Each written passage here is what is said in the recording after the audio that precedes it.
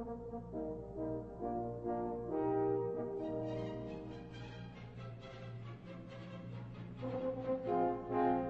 red report in front of you has been vetted by several demolition specialists. Now, it concludes that the most logical delivery system for the terrorists to use would be an airborne attack. We have spin coverage on the network and throughout the interlink. Several experts have been lined up to testify against the Bailey structural integrity. You have information for us? No, you already have the information. All the names and dates are inside your head. What you want, what you really need, is a story. A story can be true or false. I leave such judgments to you, Inspector. Our story begins, as these stories often do, with a young, up-and-coming politician. He's a deeply religious man and a member of the Conservative Party. He's completely single-minded and has no regard for the political process. The more power he attains, the more obvious his zealotry, and the more aggressive his supporters become. But if your ultimate goal is power, how best to use such a weapon? Well, it's at this point in our story that along comes a spider. Here's a man seemingly without a conscience, for whom the ends always justify the means, and it is he who suggests that their target should not be an enemy of the country, but rather the country itself. 3 targets are chosen to maximize the effect of the attack. Eventually, his party launches a special project in the name of national security. At first, it's believed to be a search for biological weapons, and it's pursued without regard to its cost. However, the true goal of this project is power. Complete and total hegemonic domination. Why didn't you come forward before? What were you waiting for? Well, for you, Inspector. I needed you. What we need right now is a clear message to the people of this country. This message must be read in every newspaper, heard on every radio, seen on every television. This message must resound throughout the entire interlink.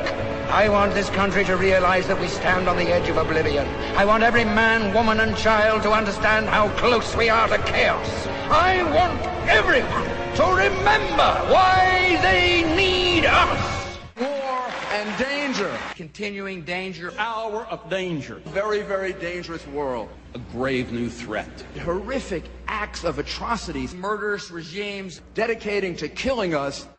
Because while the truncheon may be used in lieu of conversation, words will always retain their power. Words offer the means to meaning, and for those who will listen, the enunciation of truth. And the truth is, there is something terribly wrong with this country. Cruelty and injustice, intolerance and oppression. And where once you had the freedom to object, to think and speak as you saw fit, you now have censors and systems of surveillance coercing your conformity and soliciting your submission. We need cameras. How did this happen? Who's to blame? Well, certainly there are those who are more responsible than others, and they will be held accountable. But again, truth be told, if you're looking for the guilty, you need only look into a mirror. I know why you did it. I know you were afraid. Who wouldn't be? War, terror, disease.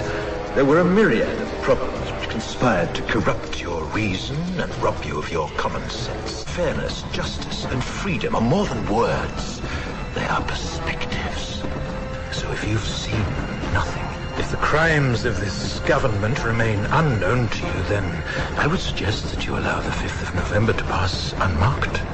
But if you see what I see, if you feel as I feel, and if you would seek as I seek, then I ask you to stand beside me 1 year from tonight, outside the gates of Parliament, and together we shall give them a 5th of November that shall never, ever be forgotten. Can I ask about what you said on the telly? Yes. Did you mean it? Every word. You really think that blowing up Parliament's going to make this country a better place?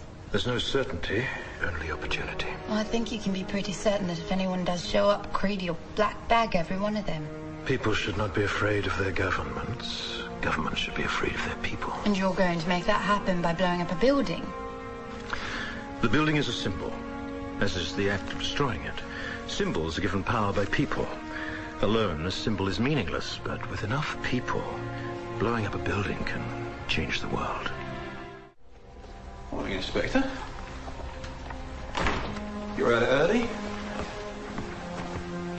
Is something wrong? Don't look so good, sir.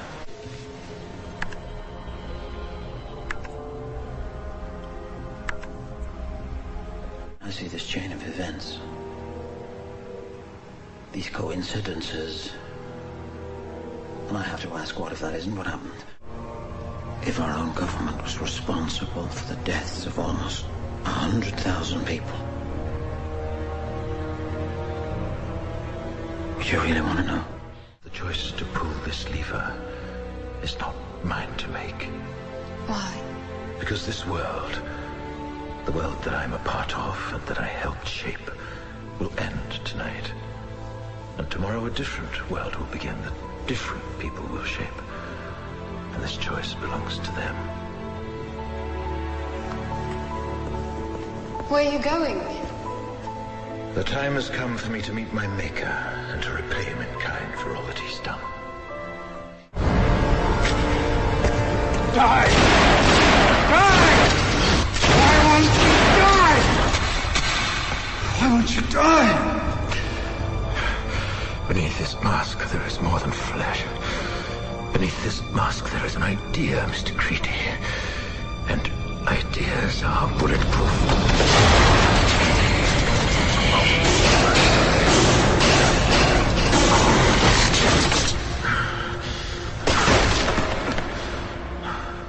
Why are you doing this?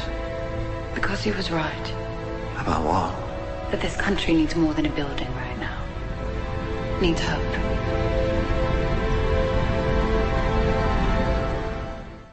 An inch. It is small and it is fragile, and it is the only thing in the world worth having. We must never lose it or give it away. We must never let them take it from us.